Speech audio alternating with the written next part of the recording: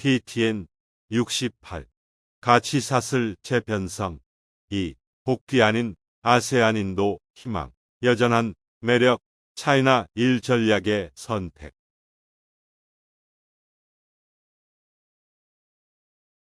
이프리 프랑스 국제관계연구소 2023년 4월 14일 브레노즈 니콜러스 프랑수와즈 니콜라스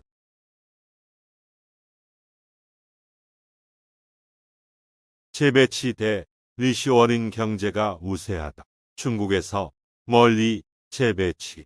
한국은 세계화에 깊이 관여해왔으며 경제 발전은 지역의 상호 보완성을 최대한 활용하는 능력에 달려있다. 시간이 지남에 따라 한국 기업들은 경제 환경 변화에 적응하고 경쟁력 유지를 최우선으로 하기 위해 현지화 전략을 지속적으로 재고했다. 2001년 중국이 세계무역기구 WTO에 가입한 후 한국의 다국적 기업들은 경쟁력 강화를 위해 제조 공정의 일부를 중국으로 수출하기 시작했다. 2010년대에 한국의 다국적 기업들은 중국 투자를 줄이기 시작했고 동남아시아 국가로 사업을 다각화했다. 이들 국가의 근로자는 중국보다 몇 배 더 저렴했다. 한국 기업들은 여구의 목적지로서 최고의 비용 대비 품질을 제공하는 베트남에 중점을 두고 있다. 그러나 베트남에 대한 한국의 적극적인 참여는 몇 가지 다른 요인으로 설명될 수 있다. 첫째, 한국의 포스트 차이나 제조 오프쇼어링 전략은 베트남의 외국인 투자 전략과 맞물려 있다. 상대적으로 저렴한 인건비 외에도 한국 기업의 해외 이전은 외국인 투자자 유치를 목표로 하는 지방정부 정책에 의해 촉진되었다. 베트남에서 이러한 투자자 친화적인 개혁에는 공장 부지를 거의 무료로 제공하는 것이 포함된다. 또한 베트남 이전의 주요 동기는 비용 절감이었지만 중국과의 근접성은 제조업체가 이 지역을 기존 공급망에 보다 원활하게 통합할 수 있는 능력을 제공했기 때문에 도움이 되었다. 그 결과 한국은 베트남 진출에서 2014년 이후 일본을 추월했다. 베트남에 진출한 한국 기업의 수는 투자액에 비례하여 증가하여 상대적으로 집중도가 낮았다. 삼성전자는 한국 기업이 중국 사업을 잡거나 축소하고 베트남으로 이전한 대표적인 사례로 꼽힌다. 베트남으로 크게 다각화하기로 한 회사의 결정은 빠르면 2008년에 시작되었고 2017년까지 삼성은 베트남 수출의 거의 4분의 1을 차지했다. 이 회사는 지난 10년 동안 지속적으로 베트남에서 10대 외국인 투자자로 선정되었다. 오늘날 삼성은 의심할 여지 없이 베트남에서 가장 큰 FDI 투자자인 총 자본금은 시작 시점에 비해 32배 더 많은 약 190억 달러에 달합니다. 현재 삼성 스마트폰의 약 60%가 베트남에서 만들어지고 있고 삼성의 경우 생산 비용 상승 외에도 중국에서 이전하는 또 다른 이유는 현지 제조업체와의 경쟁 심화와 한국 회사가 현지 수요에 적응하지 못하는 것이었죠. 반면 삼성은 2014년 중국 휴대전화 시장에 20% 가까이를 점유했으나 2018년 2%, 2022년 0.6%로 떨어졌다. 2020년 현재 삼성은 중국 본토 시장에서 사실상 자취를 감추었다. 이러한 추세를 감안하여 삼성은 최종 소비재에 대한 모든 제조 능력을 중국 이외 지역으로 이전하기로 결정했다. 2018년 텐진 TV 제조 공장을 폐쇄한 데 이어 2019년 남부 후이저우시에 위치한 마지막 휴대전화 공장도 폐쇄했다. 현재 삼성은 중국에서 반도체 칩, 전기차용 배터리, 회로, 기판의 전기 흐름을 안정화하는 다층 세라믹 콘덴서 등 3개 공장을 유지하고 있다. 공급망 부문에서 삼성이 베트남으로 이전한 곳은 단순 부품 오디오, 비디오, 인쇄회로, 기판 생산 및 조립이었다. 즉, 메이드 인 라벨이 중국에서 베트남으로 바뀌면서 베트남이 가치사슬의 생산 부분에서 가장 낮은 부분을 차지하게 되었다. 한국 기업이 선호하는 또 다른 더 최근의 목적지는 인도이다. 2018년 삼성은 샤오미와 같은 중국 생산업체와 경쟁하기 위해 뉴델리 인근 도시인 노이다에 소위 세계 최대 모바일 공장을 열었다. 새 공장은 회사가 국내에서 연간 생산 능력을 2배로 늘리는 데 도움을 주기 위한 것이다. 물론 동남아나 인도로 이전한 한국 기업은 삼성만이 아니다. 이러한 옵션은 중국에서 임금이 계속 상승함에 따라 중국 기반 활동이 비용 효율성이 떨어지는 다양한 노동 집약적 회사에서도 고려되었다. 예를 들어 코튼 클럽과 같은 한국 의류 생산업체는 중국에서 필리핀, 캄보디아, 인도네시아로 이전했다. 새로운 코로나 바이러스가 세계 제조업 강국을 처음으로 강타했다. 경제적 고려가 이러한 결정에서 여전히 지배적이지만 어느 정도 정치적 요인과 결합될 수 있다. 흥미롭게도 이러한 재배치 전략을 설명하는 데 있어 정부 정책의 역할은 다소 제한적이었다. 문재인 정부가 출범시킨 신남방 정책 NSP은 아세안 동남아시아 국가연합과 인도로 생산기지 이전을 독려하되 명시적인 인센티브 보조금 없이 대강의 방향만 제시하는 방식이다. 확인된 바에 따르면 관찰된 움직임은 대체로 정책 시행보다 앞선 것이다.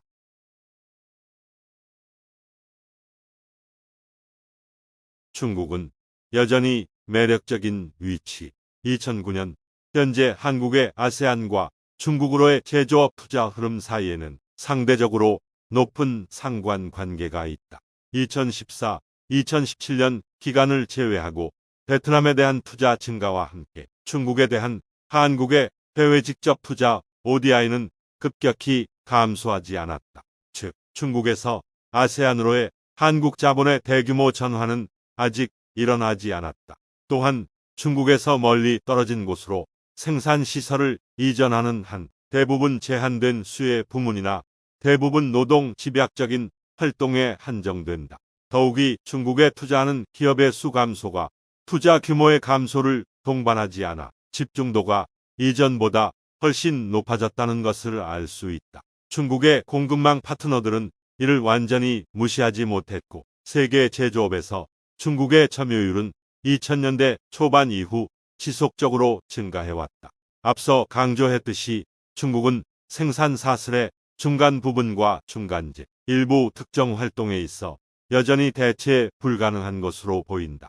더욱이 중국의 비즈니스 환경이 더욱 복잡해졌음에도 불구하고 심지어 외국 투자자들에게 어느 정도 더 적대적인 중국 시장은 여전히 매력적이며 중국을 위한 중국 생산은 외국 기업에게 여전히 적절한 전략이다. 마지막으로 중국이 매력적인 이유는 중국이 제공하는 흡수력, 인프라, 숙련된 노동력을 따라잡을 수 있는 국가가 거의 없다는 사실 때문이기도 하다. 결과적으로 한국 기업들은 노출을 줄이기 위해 활동을 축소할 수 있지만 중국을 완전히 떠나지 않고 소위 차이나 1 전략에 참여한다. 이 모든 것은 한국 기업의 계산에서 여전히 경제 및 시장의 고려가 지배적임을 시사한다.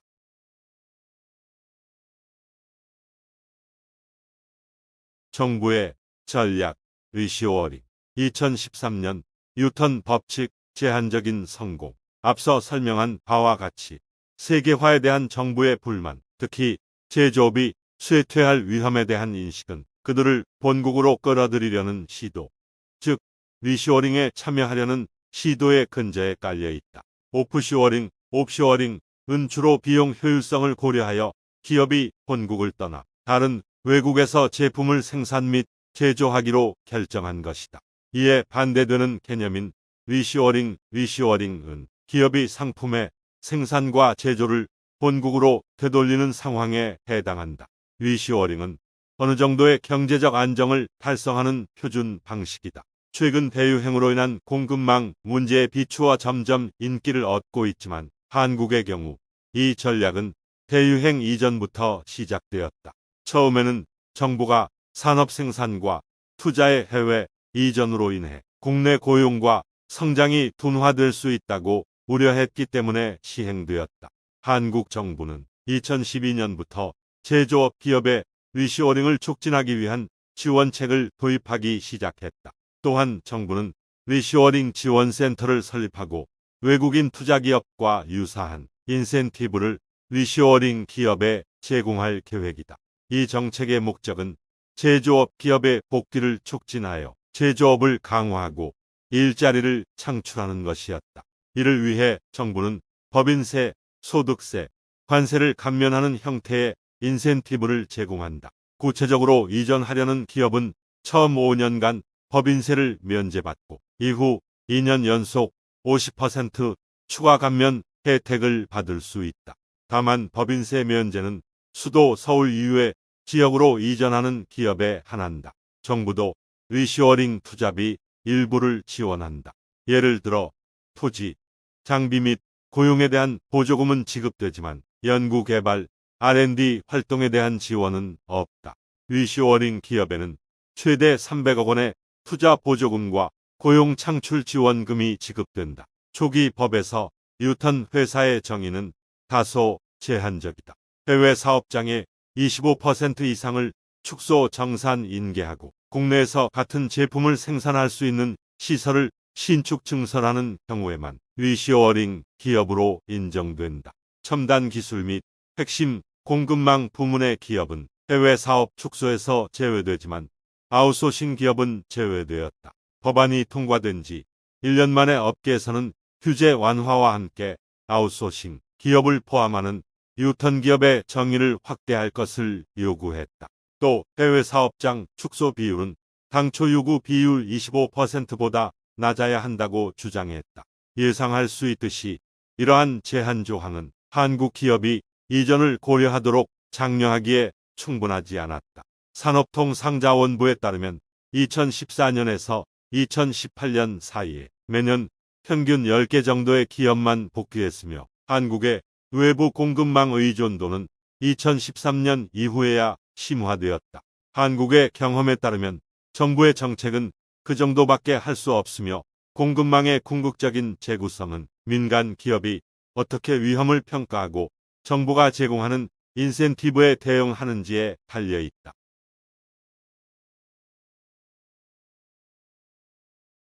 한국 리쇼어링 정책의 실패를 설명하다. 미국, 일본과 달리 한국은 정부의 노력에도 불구하고 리쇼어링에 성공하지 못했고 리쇼어링 정책이 비효율적이라는 비판을 받기도 했다. 한국 정부의 리쇼어링 정책에 대한 부정적 평가 비율이 긍정적 평가 비율의 2배 이상인 것으로 알려졌다. 공정하게 말하면 특히 미국에 비해 한국의 불리한 점은 주로 내수 시장 규모가 작다는 데 있다. 그러나 전략의 실패를 설명할 수 있는 다른 이유가 있다. 주된 이유는 전략이 잘못 지정되었다는 것이다. 리쇼어링은 기업의 이익을 고려하지 않은 채 정부가 적극 추진했다. 이것은 정부와 기업의 이익 사이에 존재할 수 있는 간극의 전형적인 예이다. 보안 또는 기타 정치적 고려, 사항 정부 계산에서 우세함은 회사 계산에서 경제적 및 수익성 고려 사항보다 순위가 높으며 동일한 방식으로 정의되지 않을 수 있다. 한국경제연구원 캐리 2018년 실시한 설문조사에서 기업의 16.7%가 한국의 높은 인건비 때문에 리쇼어링 의향이 없다고 답했다. 이전을 고려하지 않는 이유는 해외 시장에서 사업을 성장시키기 위해 물리적인 입지를 확보해야 한다는 77.1% 다음으로 두 번째로 많았다. 또한 정부는 기업의 행동을 쉽게 지시할 수 없다. 고객 및 시장과의 근접성, 생태계 시너지 효과 및 국내 경제에 미치는 영향은 모두 제조업체가 본국으로 생산을 이전하려는 이유이다. 그러나 이것들은 정부 대책에 쉽게 영향을 받을 수 있는 요소들이 아니다. 사실 이러한 리쇼어링 정책의 타당성에 의문을 제기할 수 있다. 첫째, 가장 중요한 산업이 지역 아시아 생산 네트워크에 내재되어 있고 지역화된 생산 시스템 내에서 최적화되어야 하는 상황에서 리쇼어링 하는 것이 합리적인지 의아해할 수 있다. 정부가 지향해야 할 것은 어떤 활동이 아니라 고부가 가치를 되찾는 것이다. 뉴턴 기업을 무조건 지원하는 정책보다는 글로벌 밸류체인 관점에서 고부가 가치 생산을 촉진할 수 있는 선택적 리쇼어링 정책을 설계하는 것이 더 적절할 것이다. 둘째, 일부에서는 중국, 베트남 또는 기타 지역에서 경쟁하지 못한 한계 기업이 정부 지원을 받기 위해 한국으로 돌아올 수 있다고 주장하면서 복귀 기업의 성격에 대해 의문을 제기했다. 마지막으로 아마도 더 근본적으로 한국과 같은 수출 지향적인 경제에서 리쇼어링의 선택은 의문의 여지가 있다. 예를 들어 중국에서 사업 축소를 고려하는 기업들은 자국으로 돌아가기보다 아세안이나 인도로 이전할 방법을 모색하고 있다.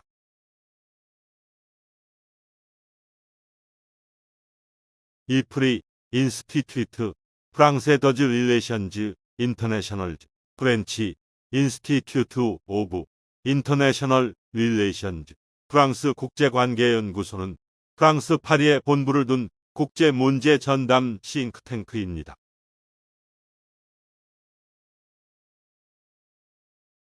프랑수와즈 니콜라스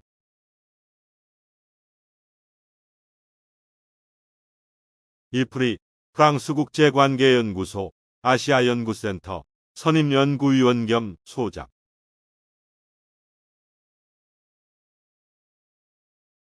안녕하세요. 사내TV의 싱크탱크 뉴스입니다. 세계 두뇌 집단의 연구 성과를 알기 쉽게 요약하여 소개합니다.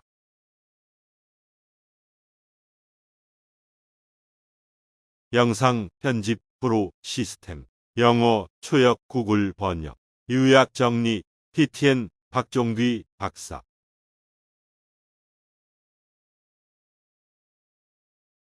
제안 사항이 있는 분은 센헤이트부 gmail.com 시청해 주셔서 고맙습니다.